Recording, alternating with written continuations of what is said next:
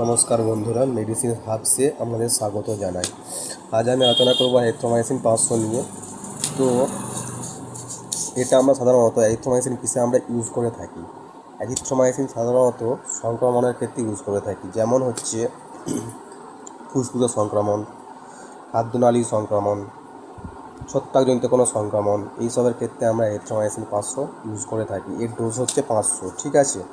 তো এটা আরও নানান নামে পাওয়া যায়, ঠিক আছে। এটার যেমন নাম হচ্ছে অ্যাজিথ্রাল 500, তো এটার কম্পোজিশন হচ্ছে এরিথ্রোমাইসিন, ঠিক আছে। তো এর ছোট বড় দু রকম পাওয়ারই হয়। এটা যেমন 500 পাওয়ার, ঠিক আছে। তো এটা হচ্ছে বড় মানুষদের ক্ষেত্রে ওয়েট অনুযায়ী দেওয়া হয় অ্যাজিথ্রাল 500, এরিথ্রোমাইসিন 500। আর ছোটোদের ক্ষেত্রে অ্যাজিথ্রাল 250, ঠিক আছে।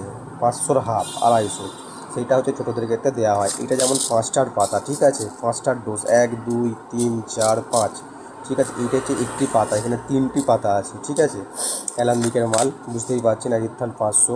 তো ছোটোদেরও সেম, ওদের 10টা পাতা থাকে, 10টা ট্যাবলেট থাকে, 10টা ট্যাবলেট ওদের ওয়েট অনুযায়ী খেতে দেওয়া হয়, ঠিক আছে। কারোর 2টো করে চলে, কারোর 1টা করে চলে, ঠিক আছে। তো এইটা হচ্ছে অনেক সময় জ্বর, সর্দি, কাশি এইসবের ক্ষেত্রেও ইউজ করা হয়ে থাকে। এটি একটি লাস্ট পর্যায়ের খুব জোর পাওয়ারের অ্যান্টিবায়োটিক, যার নাম হচ্ছে এরিথ্রাল 500।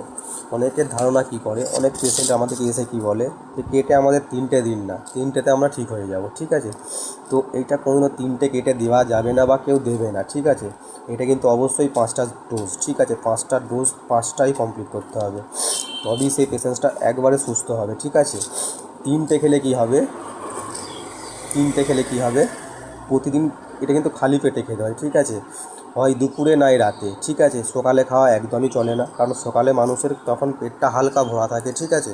সকালে খাওয়া চলে না, এমন টাইমে খেতে হয় যাতে পেটটা যাতে ভরা অথচ খালি, সেরকম টাইম দুপুর কিংবা রাত, খাবার ঠিক আধ ঘন্টা আগে খেতে হয়, ঠিক আছে।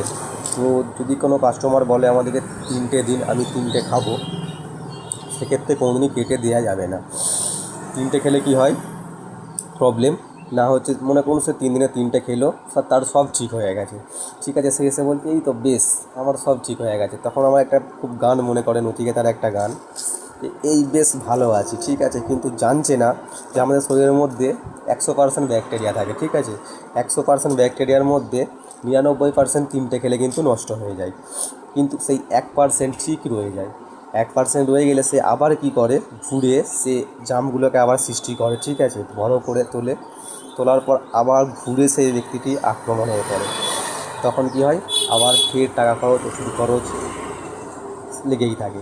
তো আমার কথাই বলে, যখন অ্যাজিথ্রোমাইসিন খাবেন না তো একদম খাবেন না, যখন খাবেন তো একদম 1 2 3 4 5 এই 5টি ডোজ কমপ্লিট করবেন। ছোটোদেরও তাই, বড়োদেরও তাই, সবারই সেম, ঠিক আছে। ওদের ডোজ আলাদা, আমাদের ডোজ, বড়োদের ডোজ 500 পার চলবে, ঠিক আছে।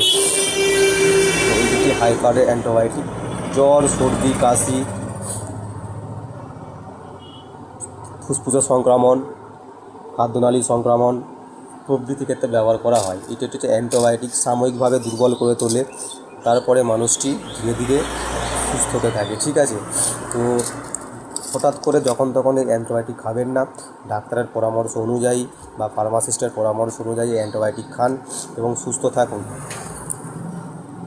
সবাই ভালো থাকবেন, সুস্থ থাকবেন। পরের ভিডিও আবার একটা অন্য মেডিসিন নিয়ে আমাদের সঙ্গে আলোচনা করছি। নমস্কার। ভালো লাগলে অবশ্যই একটি লাইক, সাবস্ক্রাইবার করে দিবেন।